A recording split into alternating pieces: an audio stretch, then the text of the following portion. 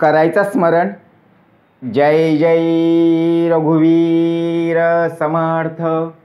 श्री समर्थ कृपेने एक सुंदर असा बोध, एक सुंदर असं श्रवण आपल्याला प्राप्त झालेलं आहे.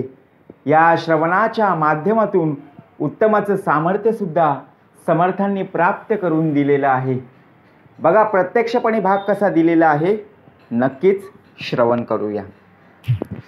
समर्थ म्हणाले, दररोज आनंदी राहण्यासाठी चांगल्या विचारांची आवश्यकता आहे. आपला चेहरा सकाळी उठल्यापासून ते रात्री झोपेपर्यंत आनंदी नसतो. सकाळी उठताच क्षणी बघा, जर आपण झोपेमध्ये असू आणि जर कोणी आपल्याला उठवायला आलं, तिथून जो राग असतो ना, तो राग रात्रीच्या झोपेपर्यंत असतो. म्हणजे विचार करा, इथून जी सुरुवात होते. परंतु जर आपण स्मरणात असू ना, तर बघा प्रत्यक्षात तो राग आपल्याला जाणवणार नाही. जगात पाहायला जर गेलो तर हजारो नाती आपण तयार करू शकतो. परंतु हजारो नात्यांपेक्षा एक असं नातं तयार करा, हजारो नाती विरोधात जातील. तेव्हा ते एक नातं तुमच्यासोबत असेल, ते म्हणजे परमेश्वर, ते म्हणजे ईश्वर. कारण सद्गुरु साक्षात परब्रह्म, तस्मै श्री सद्गुरुवे. आपण लोकांच्या नादी लागलो, लोकांची मतं जाणून जर आपण लोकांसोबत जायला निघालो, तर शेवटी शून्य. तिथे आपल्याला कोणी विरोध करणारे नसतील. परंतु ज्या वेळेला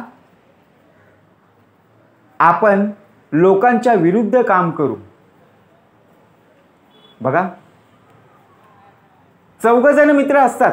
भाग कसा दिलेला आहे, सतत आनंदी राहण्यासाठी. कसा भाग दिलेला आहे बघा.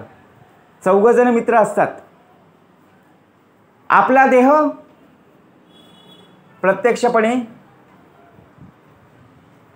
देवाच्या उपासनेमध्ये, देवाच्या भक्तीमध्ये आणि सर्वात महत्त्वाचं म्हणजे देवाच्या नामस्मरणामध्ये असलेला देह.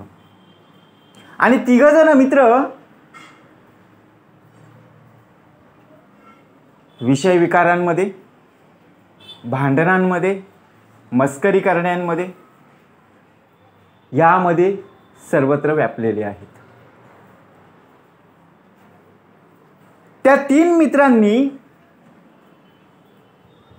जो देवाची भक्ती करायचा, देवाचं नामस्मरण करायचा, त्याला एवढंच सांगितलं, तू फक्त आमच्यासोबत चल, तू कशालाही स्पर्श करू नकोस, तू व्यसनामध्ये तर नाहीयेस, फक्त आमच्यासोबत चल.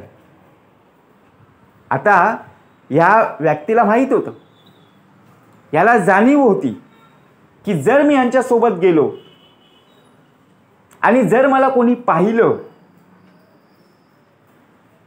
तर काय होईल.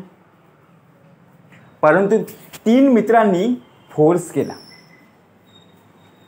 की या व्यक्तीला कसंही करून आपल्याला तिथे न्यायचं आहे. आता 3 मित्रांनी एवढं सांगितल्यानंतर हा देह सुद्धा त्यांच्यासोबत जायला तयार झाला. त्याच्या अंतरी परमेश्वराचं स्मरण होतं, नामस्मरण होतं, निवेदन ठेवलं होतं, हे परमेश्वरा, हे सद्गुरुराया, मी या 3 मित्रांसोबत जिथे जायला तयार झालेलो आहोत त्या मार्गावर मला नेत आहेत. उत्तम प्रकारे प्रत्यक्षपणे निवेदन ठेवताच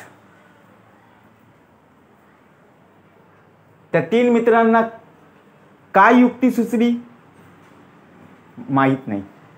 त्यातला एक जण बोलला, अरे जर आपण ह्या व्यक्तीला नेलं तर ही व्यक्ती काही खाणारी नाही आणि काही पिणारी सुद्धा नाही, मग या व्यक्तीला नेऊन काहीच फायदा नाहीये. दुसरा जण बोलला, अरे काही जरी नाही काही खाल्लं काही पिलं तरी आपल्यासोबत कंपनी म्हणून राहील. बघा कसे कसे पर्याय उपलब्ध झाले. तो गाल्यातल्या गाल्यात हसू लागला आणि परमेश्वराला निवेदन ठेवलं होतं. त्याने ओळखलं की आपली परीक्षा आहे, परंतु आपण आपल्या जीवनामध्ये खरंच सुखी आहोत का? त्या व्यक्तीने जाणून घेतलं की खरंच आपला देह नाशिवंत जरी असला तरी परमेश्वराच्या कृपेने सामर्थ्यहीन आहे. म्हणजेच का, जर तो तिघांसोबत त्याला सुद्धा व्यसन असतं, त्या घरामध्ये कटकटी असत्या, भांडणं असती, कारण तिथे सर्व त्यांचे बघा घरी काय वातावरण आहे. प्रत्येक जण सांगत होता, ती व्यक्ती फक्त ऐकत होती. तिघांचं बोलून झाल्यानंतर चौथ्या व्यक्तीला सांगितलं, तुझ्या घरी काय प्रसंग आहे ते सांग. त्याने विचार केला की तिघांचं बोलणं ऐकून या मार्गावर मी कधी आलेलो नाही, कारण प्रत्यक्षात ज्या व्यसनामध्ये ही तीनही व्यक्ती अडकली होती त्यामुळे घरामध्ये वातावरण खराब व्हायचं. त्या परमेश्वराचं स्मरण असावं, त्या परमेश्वराचं नामस्मरण आपल्या अंतरी असावं, जिथून आपली सुटका होईल. म्हणून स्वतःला एवढंच पाहायचंय, कोणी किती आयुष्यात आलं एवढी साथ कोणीही देत नसतं. बरोबर की नाही? आपण ओळखलं पाहिजे. एवढी साथ देणार आहे तरी कोण? जगाच्या पाठीवर जरी आपण पाहायला गेलो, आपण या पृथ्वी तलावर जन्माला आलो, लहानपणापासून आईच्या गर्भामध्ये बघा प्रत्यक्षपणे असतानाच त्याने जी सोय लावून ठेवलेली आहे, 9 महिने 9 दिवस 9 तास 9 मिनिटे 9 सेकंद त्यानेच आपल्याला पाहिलेलं आहे. आणि ज्यावेळी प्रत्यक्षात आपण पृथ्वी तलावर जन्म घेतला त्या दिवसापासून ते शेवटच्या श्वासापर्यंत तोच आपलं रक्षण करत आहे ना, तोच आपला सांभाळ करत आहे ना. मग जर तोच आपल्यासोबत असेल तर आपल्या जीवनात दुःख येतील का हो? नाही ना. जसं आपण अभ्यास करत असतो, आपल्याला पुस्तक असतंच, पुस्तकात उत्तरं मिळाली नाही की आपल्याला कोणीतरी मार्गदर्शक म्हणून सर टीचर असतात की नाही? बरोबर की नाही? म्हणजेच जर आपल्याला त्या पाठ्यपुस्तकातला बघा धडा असतो, त्या धड्याचा अर्थ जर कळला नाही तर बघा प्रत्यक्षात टीचर सर आपल्याला त्याचा अर्थ समजावतात आणि तो आपल्याला अर्थ कळतो. मग तसंच आपल्याला आयुष्याचा अर्थ जाणून घेण्यासाठी परमेश्वराचं नामस्मरण, परमेश्वराचं श्रवण नक्कीच असणं गरजेचं आहे. कारण हे लपून छपून कार्य नाहीये, उघड सत्य आहे. कृतयुगापासून ते कलियुगापर्यंत बघा, कृतयुग, त्रेतायुग, द्वापारयुग आणि प्रत्यक्षात कलियुग.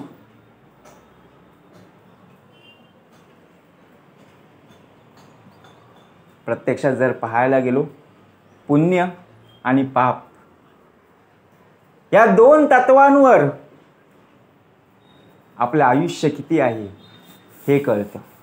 जसजशी आपली पुण्याई कमी होत जाते तसतसं आपलं आयुष्य कमी होत जातं, एवढं मात्र निश्चित आहे.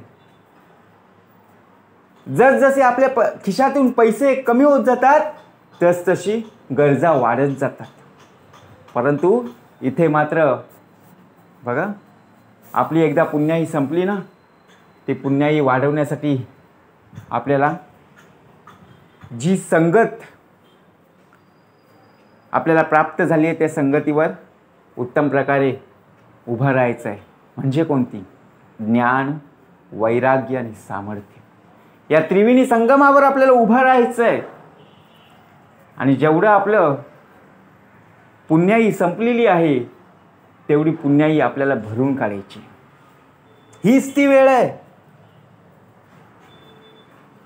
आपण पाहत असतो, माणसाचं आयुष्य डोंबाऱ्याच्या खेळासारखं असतं. फक्त पायाखालची दोरी आणि हातातली काठी कोणालाही दिसत नाही, एवढं मात्र निश्चित आहे ना. कारण तो आपल्या अंतरी आहे, तो आपल्या हृदयात वास्तव्याला आहे, चालवणारा तो आहे. बरोबर की नाही?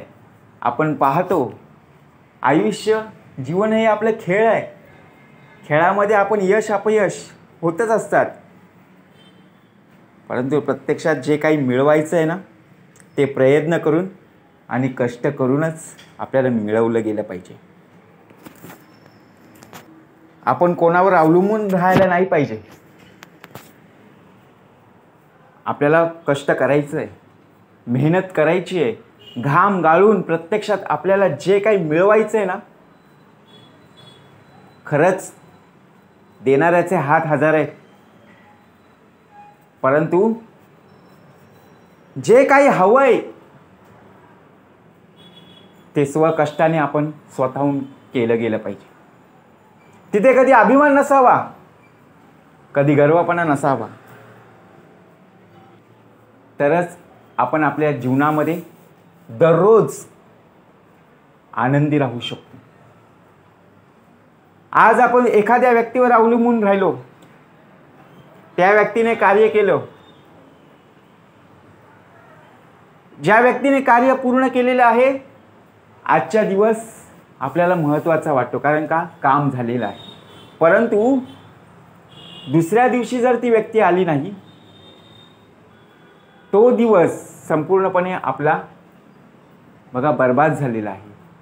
मग अशा वेळी आपल्याला राग येत असतो ना. कारण का? कारण ते काम अपूर्ण राहिलेलं असतं. सतत आनंदी जर राहायचं असेल तर कोणावर अवलंबून राहण्यापेक्षा आपण स्वतःहून कार्याला तत्पर राहिलं पाहिजे. अपार मेहनत, कष्ट, घाम गाळून आधी कष्ट मग फळं, आणि त्याचप्रमाणे उत्तम प्रकारे जसं आपण श्रवण करू, त्या श्रवणातून मिळणारं सामर्थ्य हे नक्कीच प्राप्त झाल्याशिवाय राहणार नाही, एवढं मात्र निश्चित. जय जय रघुवीर समर्थ.